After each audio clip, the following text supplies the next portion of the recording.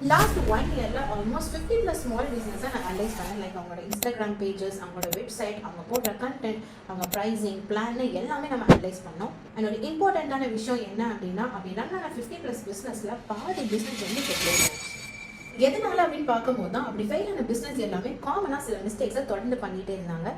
இது கொஞ்சம் அன்கம்ஃபர்டபுள் ட்ரூத்தாக தான் இருக்கும். ஏன் அப்படின்னா இப்போ நான் சொல்ல போகிற இந்த மிஸ்டேக்ஸை உங்கள் ஸ்மால் பிஸ்னஸும் பண்ணிட்டு இருந்துச்சு அப்படின்னா இந்த வீடியோவை ஃபுல்லாக பார்த்துட்டு அந்த மிஸ்டேக்ஸை நீங்கள் ரெக்டிஃபை பண்ணிக்கோங்க.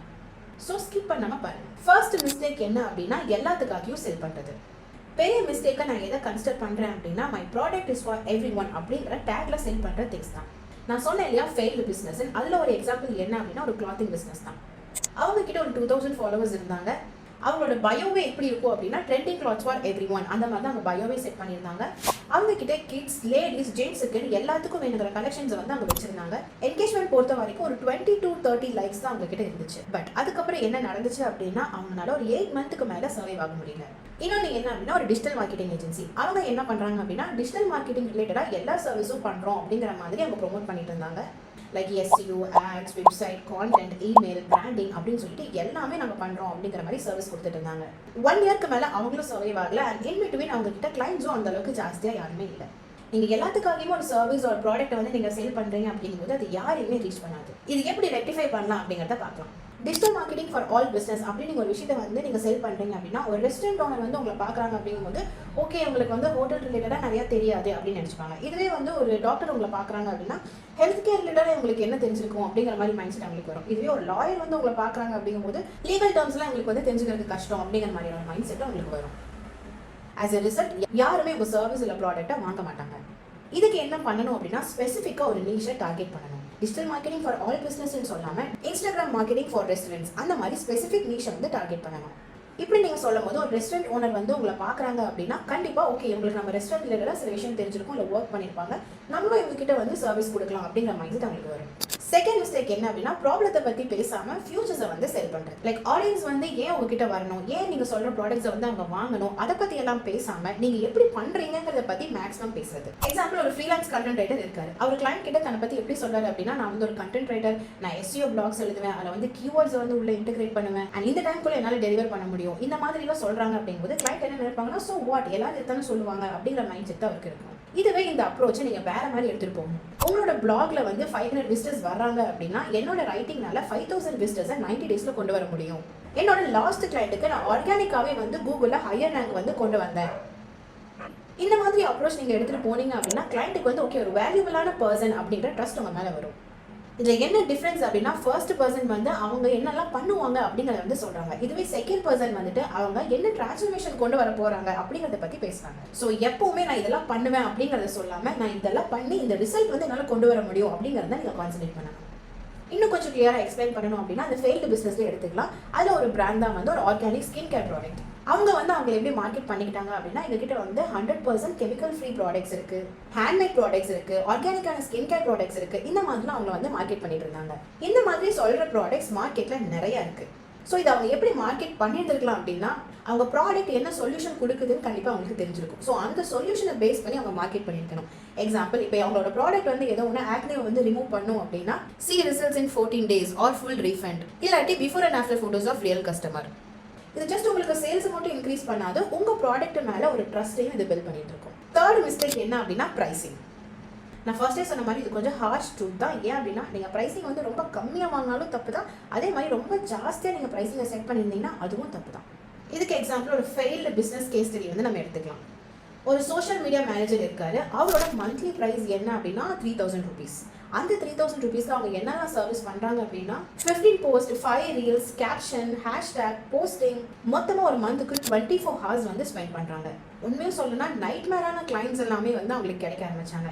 எப்படி நைட் மேர் அப்படின்னா அவங்க கொடுக்குற அமௌண்ட்டை விட நம்மளோட ஒர்க் அங்கே ஜாஸ்தியாக இருந்துச்சு. கான்ஸ்டன்டாக ரிவ்யூஸ் வரும், சேஞ்சஸ் வரும். நம்ம அவங்களுக்கு நான் டெடிக்கேட்டடான டைமை கொடுத்தாலும் ஒர்க் லோட் வந்து ஜாஸ்தியாகிட்டே தான் இருந்துச்சு. ஆஸ் அ ரிசல்ட் 6 monthsக்கு மேலே இந்த பிஸ்னஸ் சர்வைவ் ஆகலை. இன்னொரு விஷயம் என்ன அப்படின்னா இந்த மாதிரியான ப்ரைஸிங் வந்து நீங்கள் செட் பண்ணுறீங்க அப்படின்னா பீப்புள் வந்து அவங்க ஒர்க்கை வேல்யூவும் பண்ண மாட்டாங்க. இதே மாதிரி ஹை ப்ரைஸிங்கும் ப்ராப்ளம் தான். ஏன் அப்படின்னா நீங்கள் ஒரு 500 word ஆர்டிக்கலுக்கு 5000 rupees வாங்குறீங்க அப்படிங்கும்போது எந்த கிளைண்ட் இருந்தாலும் கொஞ்சம் திங்க் பண்ணுவாங்க. ஈவன் மார்க்கெட்டில் ஒரு அஃபோர்டபுளான ப்ரைஸில் இதை விட நல்லா ஒர்க் பண்ணுறவங்க இருக்காங்களோ அப்படிங்கிற ஒரு தாட்டும் வரும். ஹை ப்ரைஸிங் ஓகே தான், பட் ஆனால் உங்கள் ப்ரைஸை ஜஸ்டிஃபை பண்ணுற மாதிரியான போர்ட்ஃபோலியோ உங்ககிட்ட இருக்கணும். மெயினாக ரிசல்ட்டை நீங்கள் கொடுத்துருந்துருக்கணும். போர்ட்ஃபோலியோவும் இல்லாமல் ரிசல்ட்டும் கொடுக்க முடியாமல் இந்த ப்ரைஸிங் வச்சிருக்கீங்க அப்படின்னா கண்டிப்பாக உங்களால் சர்வைவ் ஆக முடியாது. ஸோ இதுக்கு சொல்யூஷன் என்ன அப்படின்னா, மார்க்கெட்டோட கரண்ட் ரேட் என்னமோ அதுலேருந்து ஸ்டார்ட் பண்ணுங்கள். உங்களுக்கு கிளைண்ட்ஸ் வர அதுக்கப்புறம் உங்கள் ப்ரைஸை வந்து கொஞ்சம் கொஞ்சமாக இன்க்ரீஸ் பண்ணணும். அண்ட் வந்த கிளைண்ட்ஸ் கிட்ட இருந்து ரிவ்யூஸ் வாங்கிட்டு அதை ஷோகேஸ் பண்ணிட்டு உங்களுக்கு இது மாதிரிலாம் ஜஸ்டிஃபை பண்ணதுக்கப்புறம் நீங்கள் ப்ரைஸை வந்து ஹை பண்ணிக்கலாம். அண்ட் ஃபோர்த் மிஸ்டேக் என்ன அப்படின்னா, இன்கன்சிஸ்டண்ட்டாக இருக்கிறது. ஃபெயில்டு பிஸ்னஸோட போஸ்டிங் பேட்டர்னே வந்து எப்படி இருக்கும் அப்படின்னா, ஜனவரியில் வருவாங்க, லைக் வந்து அவங்க ரெகுலராக போஸ்ட் போடுவாங்க. பிப்ரவரியில் வந்து அது அப்படியே கம்மியாகும். மார்ச்லன்னு பார்க்கும்போது ஒரு 2 to 3 போஸ்ட் தான் போட்டிருப்பாங்க. அதுக்கப்புறம் ஒரு குறிப்பிட்ட மந்த் வந்து இன்ஆக்டிவாகவே தான் இருப்பாங்க. திடீர்னு வந்து ஒரு ரேண்டமாக ஒரு மந்த் வருவாங்க, வி ஆர் பேக் அந்த மாதிரியான ஒரு போஸ்ட் வந்து கொடுப்பாங்க. அண்ட் அடுத்த மந்த்தே வந்து அவங்க க்ளோஸ் பண்ணிடுவாங்க. உங்களை பார்க்குற ஆடியன்ஸ்க்கு நல்லாவே தெரியும் என்ன அப்படின்னா, நீங்கள் சீரியஸாகவே பிஸ்னஸ் பண்ணுறீங்களா இல்லை ரொம்ப இன்ஆக்டிவாக இன்கன்சிஸ்டண்ட்டாக இருக்கீங்களான்னு அவங்களுக்கு தெரியும். நீங்களே ஷோ அப் ஆகாத சமயத்தில் அவங்க உங்ககிட்ட வரமாட்டாங்க.